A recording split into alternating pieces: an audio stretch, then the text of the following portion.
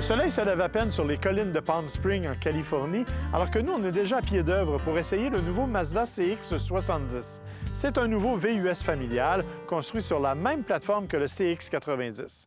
Au cours des prochaines heures, on aura l'occasion d'essayer la version à essence, la version hybride branchable, mais surtout, on aura l'occasion de se questionner à savoir pourquoi Mazda a choisi de faire un CX-70 au lieu d'un CX-90 version courte.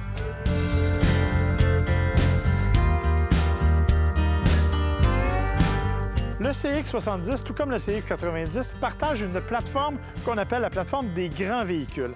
En fait, en Amérique du Nord, il y a deux véhicules. En Europe, le CX-60 et le CX-80 utilisent la même chose.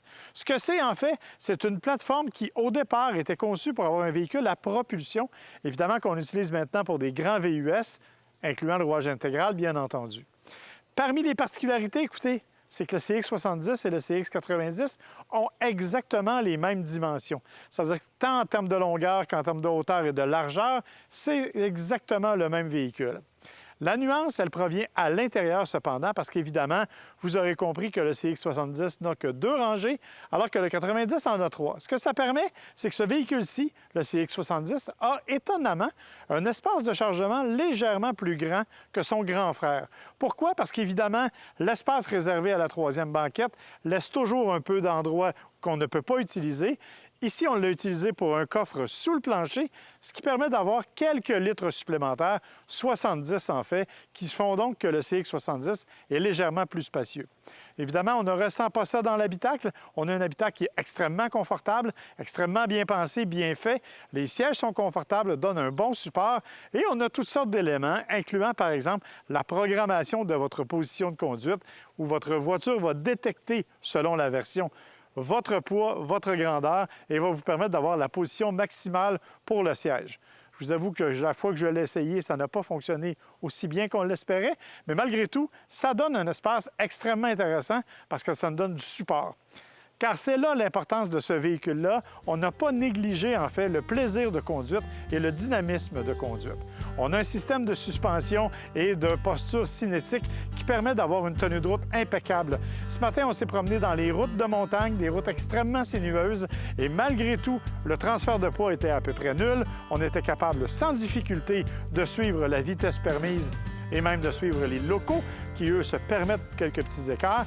Tout ça absolument sans difficulté et vraiment d'une grande stabilité et d'un grand silence. On ne peut évidemment pas parler du CX-70 sans parler du design. Pourquoi? Parce que chez Mazda, vous le savez, on utilise une philosophie de design qui s'appelle Kodo, qui est une philosophie particulière que l'on retrouve dans tous les véhicules maintenant. C'est évidemment le cas de ce CX-70, même si on a voulu lui conférer un petit plus. Si vous remarquez, il y a certaines appliques noires qui lui donnent une silhouette peut-être un peu plus agressive. L'idée, en fait, c'est qu'on a voulu que le design soit plus sportif. Ça se traduit aussi dans le design des roues notamment et dans la présence de rails de toit noirs. Donc, on a vraiment voulu personnaliser le véhicule pour qu'il ait une allure plus dynamique. On a le choix entre 3 motorisations différentes. La première, c'est une version hybride branchable, 42 km au maximum d'autonomie en version électrique. C'est tout à fait efficace, on a pu le constater. Sous le capot, un moteur 4 cylindres 2,5 litres qui est jumelé à une motorisation électrique et à une batterie de 17,8 kWh.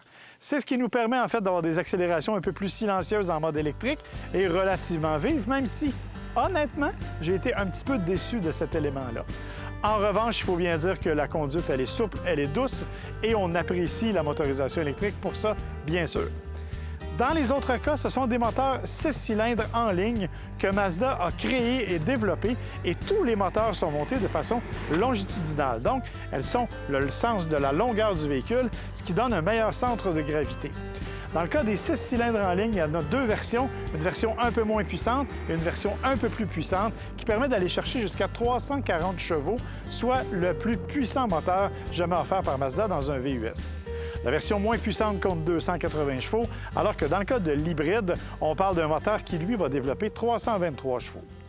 Pour jumeler tout ça, une transmission 8 vitesses automatique qui est, je dois le dire, extrêmement performante et une facilité à choisir des modes de conduite, notamment un mode sport qui permet d'augmenter les capacités et les performances. Et autre bonne nouvelle, Le son du moteur. Je vous dis que le 6 cylindres est peut-être un peu moins concluant, mais le 4 cylindres, lorsqu'on accélère avec vivacité, procure une sonorité qui a fait sourire notre caméraman au moment où il ne s'y attendait pas. Ce sont donc des motorisations qui sont efficaces, c'est un moteur qui est bien pensé, c'est un véhicule qui, dans l'ensemble, est assez homogène, mais on s'est vraiment posé la question et on a voulu parler au responsable des produits, Martin Medina, qui nous explique exactement quelle est la philosophie qui a prévalu au design du CX70. The goal with CX70 is to attract more customers into the brand and then to expand the coverage on the mid-size crossover segment. With the CX70, we're looking into those customers who wants to enjoy their life, active lifestyle, and they want to do, all the hobbies. They want to support all the hobbies. We offer exceptional value on this vehicle, and of course, for the overall pricing, I think CX70 could compete with X5 at some point. We're looking into have like CX70 to be similar to a CX90, so they are all working together in the CX segment. So we're trying to attract all these customers and expand our coverage on the volume standpoint. On ne peut évidemment pas parler d'un véhicule utilitaire sport sans parler de rouage intégral, parce que chez Mazda, on mise énormément là-dessus. Notre système intelligent de rouage intégral est conçu pour s'adapter à différents modes de conduite. En fait, je vous l'ai dit un peu plus tôt, on a un mode sport, on a aussi un mode hors route dans certaines circonstances, mais on a surtout un mode remorquage qui est particulièrement intelligent. Pourquoi? Parce qu'il permet non seulement de jauger le fait qu'on a quelque chose qu'on remorque à l'arrière, mais aussi, bien entendu, de répartir le couple de façon plus efficace pour être particulièrement réussi. En fait, vous pouvez, avec les versions les plus puissantes, remorquer jusqu'à 5000 livres à la condition, bien sûr, d'avoir l'option remorquage. Sinon, même dans le cas de l'hybride, c'est 3500 livres, ce qui est quand même pas négligeable pour un véhicule de cette taille-là.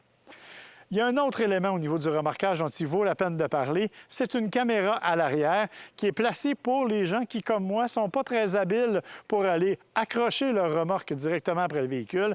Bien, c'est une espèce de caméra aérienne qui vous montre exactement, avec des repères, de quelle façon on peut arrimer les deux du premier coup ou presque. C'est facile, c'est pratique et honnêtement, c'est une bonne idée de la part de Mazda.